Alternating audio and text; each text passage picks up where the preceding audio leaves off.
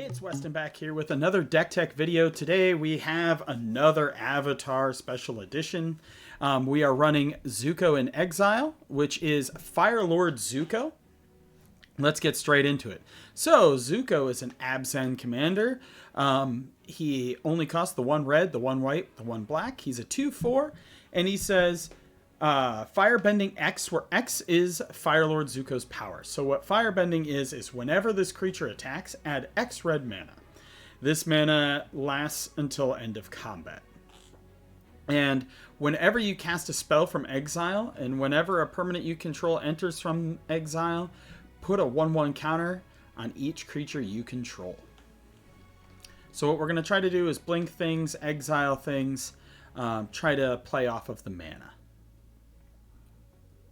So, for our creatures, we're running 21.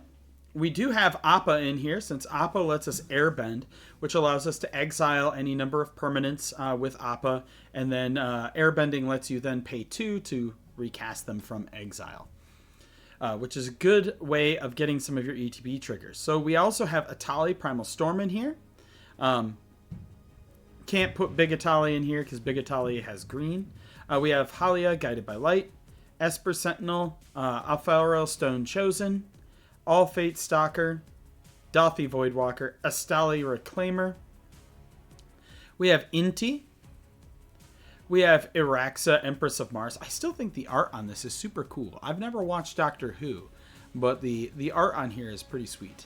But she has Trample, Battle Cry, and Paradox. Whenever you cast a spell from anywhere other than your hand, create a 2/2 alien. We have Ishin.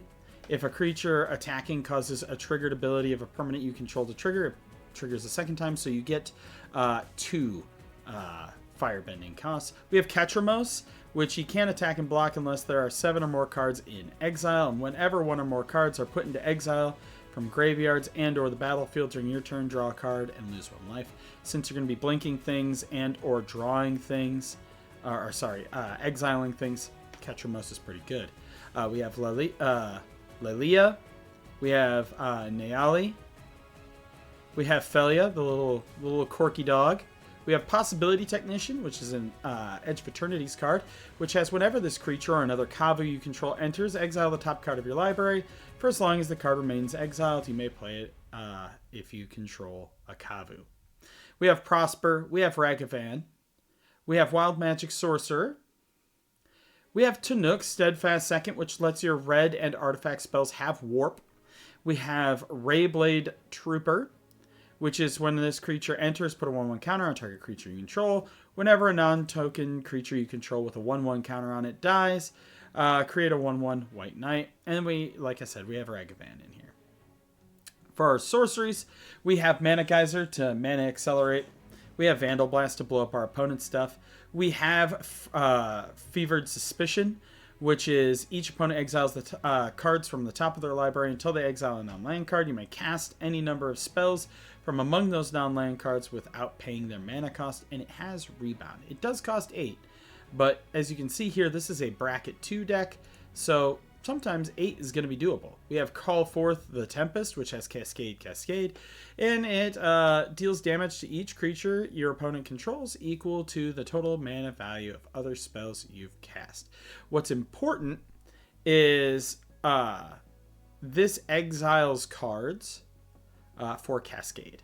We have Damn for removal, we have Farewell for removal, and then we have Decode Transmissions, which draws 2 life, draw 2 cards, lose 2 life. And if a non-land permanent left the battlefield this turn, or a spell was warped this turn, instead you draw 2 cards and each opponent loses 2 life. For instance, we're running 14. We've got Chaos Warp, we've got Seething Song in here, we've got Dark Ritual, Deadly Rollick, we've more removal with Despark and Generous Gift, and then we have a Chroma's Will for protection. We have Commune with Lava, which exiles the top X cards of your library until until your end of your next turn. You may cast those spells, play those cards, so you can play the lands. We have Cloud Shift and Eerie Interlude and Cosmic Intervention, doing some stuff to kind of protect, Ephemerate, Flicker of Fate. And then we also have Seize Opportunity, exile the top 2 cards of your library until your next turn, or you may play those cards. Every time I record, I yawn. It's weird. And then for artifacts, we're running Vildalk and Orrery, so we can play things as though they have flash. We have the Ozolith, we have Panharmonicon, we have Arcane Signet, we have Chimmy. Pretty basic package. We have Horizon Stone, so if you would lose unspent mana, that mana becomes colorless instead, and then it just floats around. So if you add more mana for Fire Lord Zuko, we have the Fire Crystal in here, and we have Dolmen Gate.